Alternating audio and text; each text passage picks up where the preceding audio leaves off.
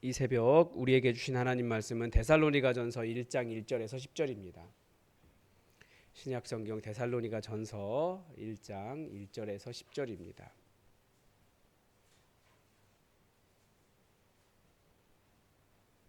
우리 하나님의 말씀을 다 함께 받들어 읽겠습니다. 바울과 실로아노와 디모데는 하나님 우리 아버지와 주 예수 그리스도 안에 있는 데살로니가인의 교회에 편지하노니 은혜와 평강이 너희에게 있을지어다. 우리가 너희 모두로 말미암아 항상 하나님께 감사하며 기도할 때에 너희를 기억함은 너희의 믿음의 역사와 사랑의 수고와 우리 주 예수 그리스도에 대한 소망의 인내를 우리 하나님 아버지 앞에서 끊임없이 기억함이니 하나님의 사랑하심을 받은 형제들아 너희를 택하심을 아노라. 이는 우리 복음이 너희에게 말로만 이른 것이 아니라 또한 능력과 성령과 큰 확신으로 된 것임이라. 우리가 너희 가운데서 너희를 위하여 어떤 사람이 된 것은 너희가 아는 바와 같으니라.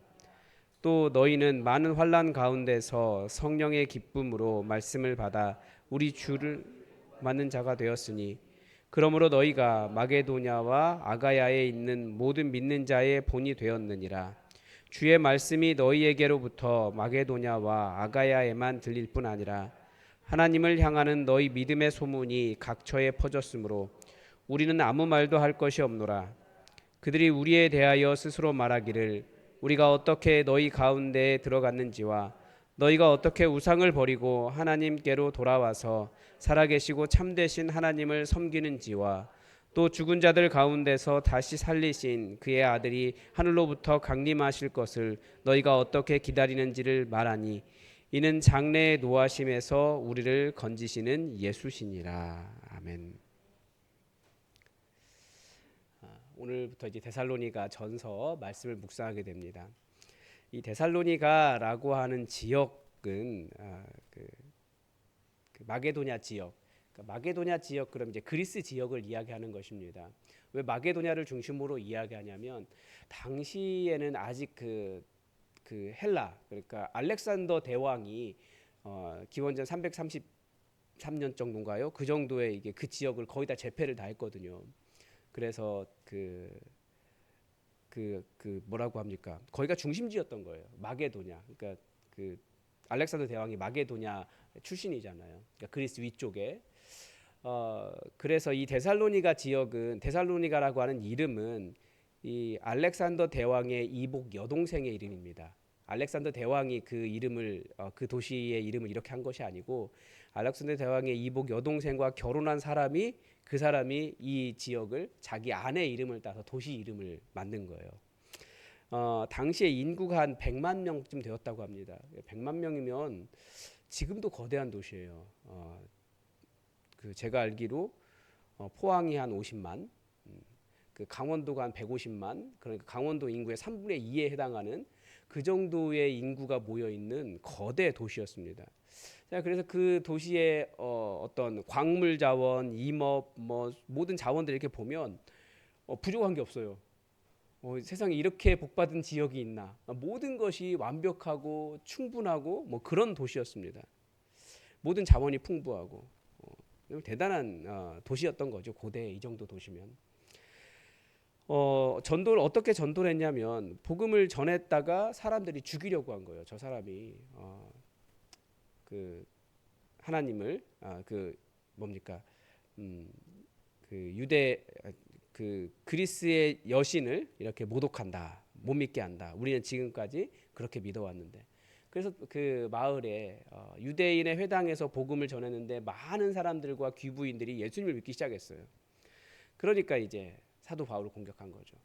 심지어 열심히 있다라고 하는 유대인들도 바울을 공격했습니다. 그래서 바울이 한밤중에 몰래 도망가요. 그래서 한밤중에 바울에게는 항상 그 마음이 있었던 거예요. 미안하다. 내가 한밤중에 나 살려고 너희 거기 두고 와서 항상 미안하다. 이런 마음이 있었던 것 같습니다. 그렇지만 그래서 데살로니가 교회에 첫 번째 보낸 편지를 보면 감사가 넘쳐나요. 내가 너희를 어떻게 보면 이렇게 밤중에 나 살자고 이렇게 버려두고 왔는데 너희가 너무 잘하고 있다. 너무 감사하다. 너무 감사하다. 감사하다. 이 얘기가 거의 한 3장까지 가는 것 같습니다. 그러니까 얼마나 이 데살로니가 교회를 바라보면서 많이 가르쳐 주지도 못하고 많이 돌봐주지도 못하고 미안한 마음 가득했는데 하나님의 행하신 일이 감사했겠습니까? 그래서 오늘 본문에 보면 그래서 너희가 많은 사람들에게 본이 되고 있다라고 하는 이야기를 하고 있습니다.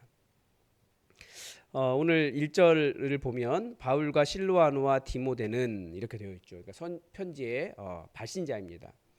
데살로니가 이내 교회에게 편지한다 이렇게 되어 있습니다. 은혜와 평강이 너에게 있을지어다라고 이야기하고 있는데 데살로니가 이내 교회 이게 교회의 형태를 우리가 잘 알아야 됩니다. 초대교회는 이렇게 그 지역에 있는 교회는 그 지역의 이름으로 불린 교회는 하나예요. 그러니까 예를 들면 춘천교회 그리고 그 안에 그게 전부 다 예수 그리스도의 교회였기 때문에 한 교회였죠. 그리고 각 가정에서 모이는 교회들이 이런 식으로 있었습니다. 그러니까 데살로니가인의 교회라고 말하지만 그 안에 있는 많은 교회들이 이렇게 또 있었다라는 거죠. 그게 가정 교회들의 형태로 그렇게 집에서 모이는 교회들이 있었습니다. 2절에 보면 이제 우리가 너희 모두로 말미암아 항상 하나님께 감사하며 기도한다. 너희를 기억한다. 이렇게 시작을 하고 있죠. 그 기억하는 이유가 감사하며 기도할 때마다 기억하는 이유가 무엇입니까? 3절에 보면 너희의 믿음의 역사와 사랑의 수고와 우리 주 예수 그리스도에 대한 소망의 인내가 너희에게 있기 때문에 내가 이렇게 감사한다라고 말하고 있습니다. 이 믿음의 역사라고 하는 말은 이 역사가 힘있게 일한다는 뜻입니다. 그러니까 믿음을 가진 사람들로서 행위가 달라졌다라는 거죠. 믿음의 행위가 달라졌고요. 그러니까 믿음 때문에 달라진 삶이 있는 것입니다. 사랑의 수고는 우리가 잘 알죠. 정말 사랑하기 때문에 불편함, 괴로움, 고난, 수고 이런 걸 모두 담당하는 거예요. 소망의 인내, 이 소망의 인내는 뒤에 보면 예수님을 기다리는 것입니다. 그러니까 우리 믿는 자의 어떤 세 가지 행위가 있다면 믿음의 일함, 믿음 때문에 일하는 것, 삶이 달라지는 것, 믿음의 행위가 있고요. 사랑의 수고, 내가 사랑하기 때문에 내 것을 내어주고 섬기는 수고, 불편함을 감당하려고 하는 수고, 그리고 다시 오실 예수님을 기다리는 그 믿음의 인내가 뭐라고 할까요? 교회 이 신앙을 가진 사람들의 신앙의 3요소라고 이야기할 수 있습니다. 그래서 이런 것들을 보니 내가 복음을 전했지만 4절에 보면 하나님의 사랑하심을 받은 형제들아 너희를 택하심을 아노라. 그러니까 내가 복음을 전했는데 복음은 내가 전했지만 내 입을 통해 드러났지만 택하신 분은 하나님이시구나. 이것을 알겠다라는 거예요. 많이 가르치지도 못했고 많은 말을 해주지도 못했고 많은 본을 보이지도 못했지만 이들이 변해가는 거예요. 믿음 때문에. 이건 하나님 행하신 일이라는 거죠. 그래서 이 데살로니가 교회에 너무나 감사를 했던 것입니다. 5절에 보면 이것이 복음이 너희에게 말로만 이르는 것이 아니라 능력과 성령과 큰 확신으로 된 것이다 라는 고백도 합니다. 그러니까 복음이 말로만 이룰 수도 있다라는 거죠. 어떤 사람에게 그렇습니까? 복음을 들었고 예수님을 영접했다고 하는데 그 사람에게 삶의 변화가 없어요. 성령님의 소욕을 따라가는 것이 아니라 여전히 육체의 소욕을 따라가요. 분열하고 높은 자리를 차지하려고 하고 다른 사람 위에 군림하려고 하고 나만 옳다라고 하고 예수님의 십자가를 닮아가지 않는 거예요. 그건 복음이 말로만 이룬 거죠. 근데 그게 아니라 정말 복음이 말로만 이룬 것이 아니라 능력과 성령과 큰 확신으로 되면 이렇게 믿음 때문에 삶이 달라지고 사랑 때문에 섬기게 되고 예수 그리스도를 기다리는 이 소망이 달라진다라는 것입니다. 그래서 우리는 끊임없이 말씀이 내 삶을 변화시키는 것을 우리는 추구해야 됩니다. 그러니까 내 삶을 변화시키기 위해서 말씀을 도구로 이용하는 것이 아니라 말씀이 우리에게 말할 때 죄송합니다. 하나님의 뜻이 이것이군요. 제가 내려놓겠습니다. 그런 마음으로 내려놓으면서 하나님의 뜻을 이루어가는 거예요. 그러니까 이 데살로니가 교회가 그랬다라는 거죠. 말씀이 말씀하시니까 알겠습니다. 이 데살로니가 교회가 은근히 이제 데살로니가 교회 문제들이 몇 가지 나오잖아요. 이제 데살로니가 교회 문제들이 나오는데 많은 성도들이 그래도 말씀이 이야기하면 말씀이 그렇다라고 이야기하면 알겠습니다. 저희가 잘못했습니다. 삶을 돌린 사람들이에요.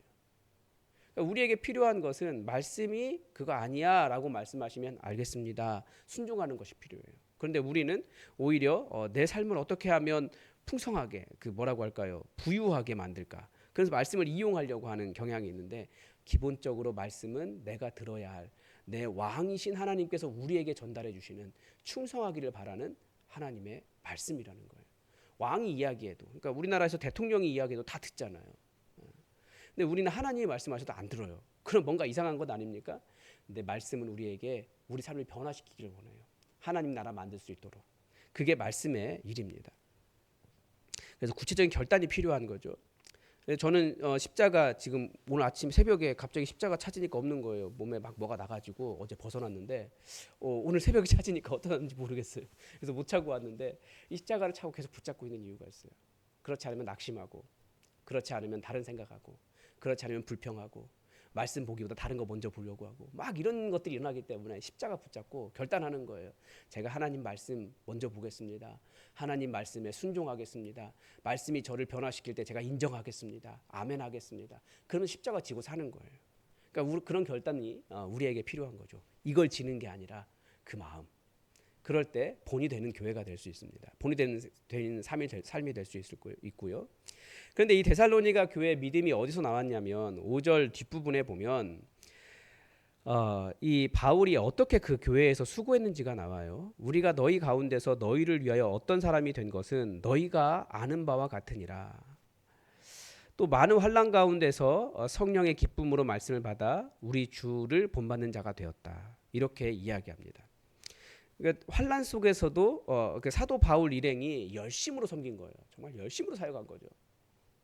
그리고 그 열심을 보았습니다. 그래서 믿는 것은 이렇게 사는 것이구나, 그 열심을 본받았고, 이 데살로니가 교회도 많은 환난 가운데 얼마나 그 위세가 대단했으면 사도 바울 죽이겠다고 한밤중에 마을 회당장 집에 찾아가가지고 집을 부수고 사람 끌어내고 때리고 그런 짓을 하겠습니까? 그러니까 그 동네에서 믿는다라고 하는 것은 정말 목숨 내놓고 살아가는 거였다는 거죠. 그럼에도 불구하고 열심히 믿음 때문에 달라진 삶을 살아왔습니다. 그러니까 환난 속에서도 기쁨으로 말씀을 받은 사람들입니다. 그래서 이건 왜 그렇습니까? 사도 바울 일행이 보여준 믿음이라는 거예요. 그래서 우리는 믿음을 어디서 배울까요? 사실은 본대로 배웁니다. 우리 믿음의 선배들이 보여준 대로 믿어요. 그래서 제가 우리 교회 어르신들을 위해서 기도할 때마다 항상 이렇게 하는 기도가 있어요. 후배들이 따라갈 믿음의 본이 되게 해달라고, 후배들이 따라갈 섬김의 본이 되게 해달라고, 후배들이 따라갈 신앙의 본이 되게 해달라고, 후배들이 따라갈 온유의 본이 되게 해달라고, 후배들이 따라갈 믿음의 발자취를 보일 수 있게 해달라고. 그래서 그분들 등을 바라보고 걸어가도, 그 발자국 그대로 걸어가도 믿음의 승리를 할 수 있게 해달라고, 제가 교회 어르신들을 위해서 그렇게 기도합니다. 이유가 무엇입니까? 다 앞사람의 본을 따라 살아가기 때문에 그렇습니다. 그래서 여러분들에게 부탁을 드리는 것은 정말 믿음의 본을 보이시면 좋겠어요. 그 믿음의 본이 무엇이겠습니까? 더 사랑하는 것이고, 나와 다르다고 할지라도 더 용납하는 것이고, 내 것을 내어놓고 더 섬기는 일이고, 모세처럼 더 온유한 일이고. 그래서 많은 사람들이 좀 이렇게 쉴 수 있는 안식처와 같은 예수 품 안이 어디서 나오겠습니까? 그 어르신들의 본을 통해서 나오는 거예요. 내가 예수 품 안에 있다는 어디서 느끼겠습니까? 따뜻한 섬김과 사랑에서 느끼는 거죠. 그런 본이 우리가 되었으면 좋겠다는 생각이 듭니다. 우리는 예수님을 본받는 것이고요, 가까이에서는 믿음의 선배들을 본받는 것입니다. 섬김과 인내와 사랑의 본이 많은 그런 교회가 행복한 교회 아니겠습니까? 어떻게든 안 하려고 막 감당하지 않으려고 그러면 이게 어려운 거예요. 그래서 우리가 그런 본이 되었으면 좋겠습니다. 그래서 어떤 본이 될까 생각해 보면 예수님의 복음을 받아들이고 삶이 달라진 회심의 본이 되었으면 좋겠습니다. 말이 아니라 진심이 달라진 거죠. 능력과 성령과 큰 확신으로 말씀을 받아들이고 성령 충만한 삶을 살아가는, 십자가 지는 그런 삶이 되었으면 좋겠고, 또 사랑의 수고를 하는 본이 되었으면 좋겠습니다. 수고는 기본적으로 힘든 것입니다. 내 것을 내어놓아야 하는 것입니다. 내가 내 가족과 내가 누리고 내 자녀들과 내게 나눠줘야 될 것을 다른 사람들에게 주는 거예요. 그러니까 어렵죠. 힘든 거지만 제가 하겠습니다 라고 수고의 본을 담당하고, 또 소망에 있네. 우리 주님 오실 것을 믿으며 지금의 삶에 보상이 없어도 감사함으로 이 믿음의 길을 걸어가는 그런 소망의 인내가 달라진 그런 우리의 삶이 되었으면 좋겠고, 그렇게 또 우리 다음 세대에게 믿음의 발자취를, 믿음의 본을 보일 수 있는 저와 여러분이 되었으면 좋겠습니다. 오늘도 하나님의 뜻이 우리에게 이루어지기를 주기도문으로 기도하겠습니다. 하늘에 계신 우리 아버지, 아버지의 이름을 거룩하게 하시며 아버지의 나라가 오게 하시며 아버지의 뜻이 하늘에서와 같이 땅에서도 이루어지게 하소서.